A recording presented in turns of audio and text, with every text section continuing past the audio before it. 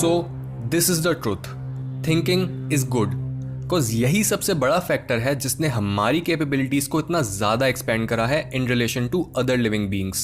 हम पास्ट के बारे में सोचते हैं पुरानी गलतियों से सीखने के लिए, और हम फ्यूचर से जुड़ी पॉसिबिलिटीज़ के बारे में सोचते हैं ये प्रिडिक्ट करने के लिए कि हमारी लाइफ में आगे क्या होगा। पर प्रॉब्लम तब आती है जब हम इन चीज़ों को ओवर थिंक करने लगते हैं, क्योंकि ओवर थिंकिंग एक फियर रिस्पॉन्स है।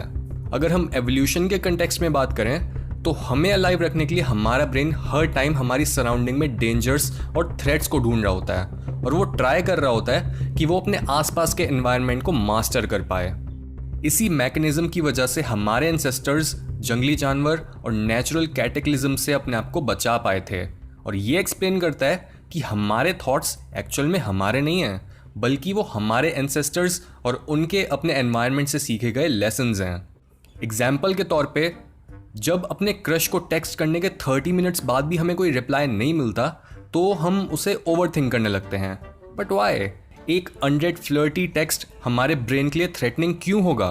वेल, फर्स्ट ऑफ ऑल हमें ये समझना ज़रूरी है कि फ्लर्टिंग की अंडरलाइंग मोटिवेशन क्या है। It's survival, right?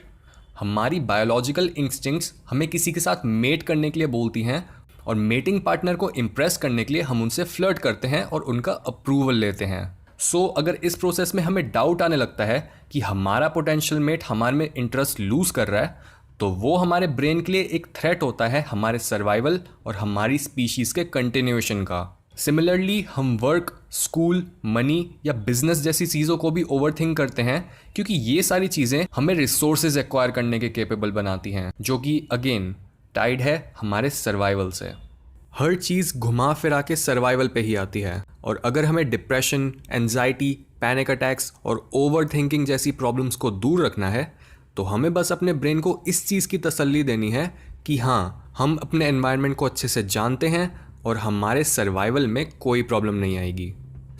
जितना अच्छे से हम अपने आप को, बाकी लोगों और पूरे वर्ल्ड को समझते हैं, उतना हम काम रहते हैं, और हमारे ब्रेन के पार्ट एमिग्डाला में लो एक्टिवेशन रहने की वजह से हमारा फाइट, फ्लाइट और फ्री सिस्टम भी कम एक्टिवेट होता है। हाउएवर, कई लोग दूसरों से ज़्यादा सेंसिटिव होते हैं और उन्हें ज़्यादा नेगेटिव थॉट्स आते हैं। हम बात कर रहे हैं उन लोगों की जो पर्सनैलिटी ट्रेट न्यूरोटिसिज्म में हाई होते हैं।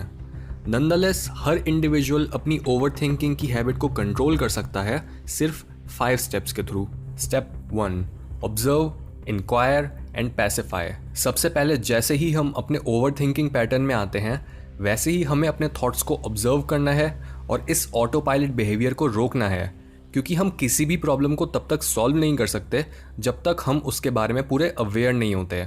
और ओवर थिंकिंग के केस में अपने थॉट्स में गुम हो जाना बहुत ईजी है। इसके साथ ही हमें इस प्रॉब्लम को एक्टिवली सॉल्व करना है अपने थॉट्स को अच्छे से इंक्वायर करके, यानी हमें एक डिटैच्ड माइंड के साथ ये देखना है कि ये थॉट्स एक्चुअली हैं किस बारे में। क्या हमने कुछ पास्ट में ऐसी गलती करी थी जिसके बारे में अभी तक हम ढंग से समझ नहीं पाए हैं और हमारा ब्रेन हमें बार बार उस गलती के बारे में रिमाइंड करा रहा है, या फिर क्या हम बस अपने फ्यूचर के बारे में सोचकर ही एंग्शियस हो जा रहे हैं?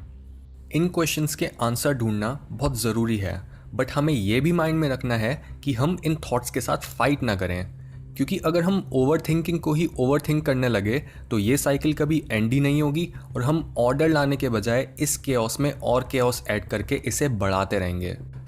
Instead of fighting the thoughts, we have to appease them, और ये इंसाइट हमें ले चलती है सेकंड स्टेप पर, weaken the old pattern by strengthening the new one.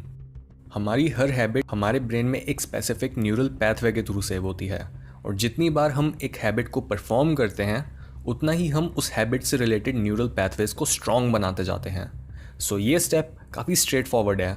हमें अपने नेगेटिव और फियरफुल थॉट्स को रिप्लेस करना है पॉजिटिव थॉट्स के साथ। जितनी बार भी ओवर थिंकिंग पैटर्न चालू होता है, हमें उसे नोटिस करना है और जल्दी से अपने ब्रेन को पॉजिटिविटी फीड करनी है। इस प्रोसेस में न्यूरल पैथवेज के चेंज होने को बोलते हैं न्यूरोप्लास्टिसिटी, और नए हैबिट से बनने वाले न्यूरल पैथवेज को बोलते हैं neurogenesis. Step 3, have a dream. एक दिन में लगभग 60 to 80,000 थॉट्स हमारे दिमाग में आते हैं, और इनमें से 90% थॉट्स नेगेटिव होते हैं।